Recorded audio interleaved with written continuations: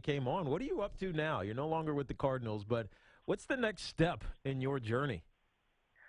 I'm still working on the next step. As you know, in coaching, that is always the toughest step is the next one. But I finished a tour launching Play 60 in Canada just a few weeks ago. And that was really great because the little difference was we did it with a female first focus. So getting girls into the game kind of for the first time, which was really neat. It's interesting. I'm interested to see what the reaction is when people find out that you are that woman that coached on an NFL team. What do the Canadian, I don't know, kids or what do they say to you when they learn about your journey? Well, most of the time when people first meet me, they say, "Oh, you kind of look like that coach, but she's bigger than you," which I think is really funny. Because I don't think they realize that I'm only 5'2". Uh-huh. There's this perception with football people, and whether it's male or female, that we're a lot bigger than we are sometimes. So that's always a funny one. But the reaction is really great because whether they're football fans or not, they just love seeing progress. And I think the strongest reaction has actually been overseas. I went over and coached the Australian women's national team, worked with them on their first round of tryouts a few months ago, and the girls were they were breaking down. Like, they were like, "Jen, we never even thought this was possible." And so to give somebody a dream that they never had is pretty breathtaking, and it's awesome. Jen, there's a short list of people who really have a chance to be a pioneer in life, and obviously that list, whether it's Jackie Robinson, some other names associated with sport, you're on it. What was the biggest challenge for you? The biggest challenge I think is almost the stuff after. It's the transition, kind of knowing what to do. I think a lot of athletes face that, and also going from, though you've been doing the same thing for a long time, or for me, to being relatively unknown, to now everybody seems to know who you are. So that's a little weird. Mm-hmm. I can promise you that as great as I was in women's football, I didn't have people running up to me like, "Oh my gosh, didn't you do this?" Like, no, it never happened. So within camp, it was great. That's where people mostly thought that the problems would be. But in terms of the players and the coaches, it really just was awesome. So I like it. Talking to Jen Welter, story goes back actually arena, right? Before the NFL with the Cards. You had a couple of stops before the Cardinals, right? Oh, absolutely. My roots are in women's football. I played there for a very long time, about 14 years. And then from there, I actually became the first female to play running back in men's professional football with the Texas Revolution. And I was with them for a season.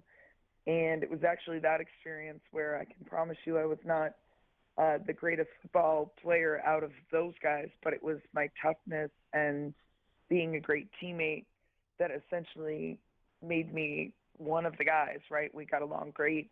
And it was that camaraderie that caught the attention of Wendell Davis formerly of the Dallas Cowboys, when he came in to take over as head coach for the next season. Mm-hmm. And he was just so surprised. And he pulled me aside, talked football, and then at the end of it, he essentially said, "Jen, you have to coach my football team." And I was like, "No, I haven't coached before, and you want me to go right into coaching men?" And he's a great guy, very direct. He said, "Jen, not a lot of guys are going to give you this opportunity. You're taking this job." And so that's how I got into coaching football. And literally from the Revolution, I went directly to the Cardinals. So, Jen, I'm reading a piece that you wrote in Chat Sports, Winning in the Boys Club, and it details a little bit of your history and your interaction and how you met Bruce Arians and how he ultimately gave you the go-ahead to come in and join his staff. There's also a picture of you with the first female referee in the NFL. Her name is Sarah Thomas. We all remember when this happened, and then we kind of forgot about it, right? It was like it's not as big of a deal as we thought it would be. Do you think that ultimately will happen with women coaching men's sports? Sure. I think that, the first is important because it shows people what's possible, But really, the next step that you want is that it becomes more common, right? That we come to a time, whether it's in terms of gender or diversity of any type, that you create a new normal and that we're no longer celebrating firsts. And I think that that's when you have real progress. Where do you stand? I'm curious. I mean, you played with men, so I guess I could probably guess your position, but women in the NFL. I mean, maybe I don't physically think that it's ever going to happen. Maybe I'm wrong. Where do you stand on that? I wish that it wasn't a competition where, in the great sport of football, to really have to break down those doors, it has to be a woman playing against men.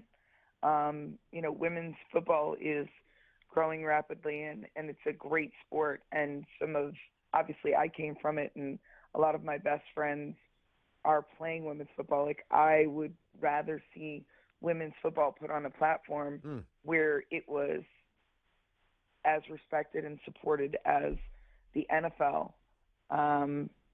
Unfortunately, that's not the case. And when it's not the case, you're always going to see the progress being where girls feel like they're going to have to really break those barriers. They're going to have to take that step or to, get competition, which also happens.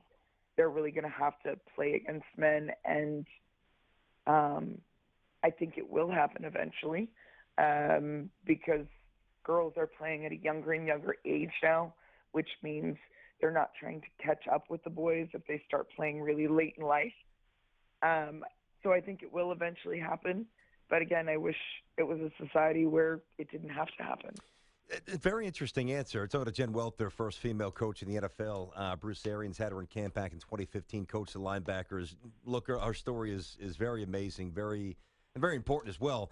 I love your answer about how a separate league, rather than having a woman mixed with the men, you would like to see the women be able to flourish and fortify itself as a league itself. I actually think that those leagues are highly plausible. What I question is the ability to monetize it. And I know, and I don't mean this disrespectfully at all. I promise I don't. But I think that it's naive, not on your part, but for society to think that men are going to want to pay a lot of money to watch women play football. I don't see it. Am I wrong? Well, I think that's what progress is, right? They used to say the same thing about the WNBA. Yeah, but men don't really watch that. Well, they're growing as well. If you look at the history of the NBA in terms of the time in our society, they haven't existed as long as the NBA, so it takes part of that development. Look at the U.S. women's national soccer team. Men watch that as well as women. Yeah, I guess, and that's a riveting story, I guess, because it's infrequent and it's every couple of years for the you can latch onto it as a story. Yeah, no, Jen, I don't know, night to night sustainability. Maybe I'm wrong, Jen, and I hope I'm wrong. And that just seems like a very steep mountain to climb. Yeah, Jen, I feel like this is a process for you. It's kind of just happening, right? It's one step happens and then the next one, and it's not like you're planning it. It's not like you've mapped out this grand plan and the end game is X. It's just happening to you, which is kind of how life is, and it makes it special and unique and things of that nature. But what is the end game for you? I really wish that I could pull out a crystal ball and see the end game. But for me, none of this was ever stuff I dreamed about. I never dreamt that the NFL was even the beginning of a possibility. Shoot, I actually was outspoken about the fact that I never wanted to play football against men. And so in a lot of this, I like to say that God has a great sense of humor. And in terms of my football career, I have always seen it as I promised myself I would step up to whatever challenges came my way. And that really was whether it was playing with men or then later coaching them or even representing the U.S. In women's football at one point. The end game is yet to be revealed to me, and I think that God has a bigger picture for me, and that all I can do is really follow that path and do my best to be prepared to take opportunities as they come. And kind of knock on the right doors and see where that might be. It's pretty cool. Yeah, no, it's a fascinating story. And you can read her blog at chatsports.com/Welter. Jen, good luck. And look, when you're in New York, please reach out. I know we tried to get together the last time you were here, but let's get together when you're in town. Yeah, I would love that. Thank you so much, guys. It's great to talk to you. Hey, you too. By the way,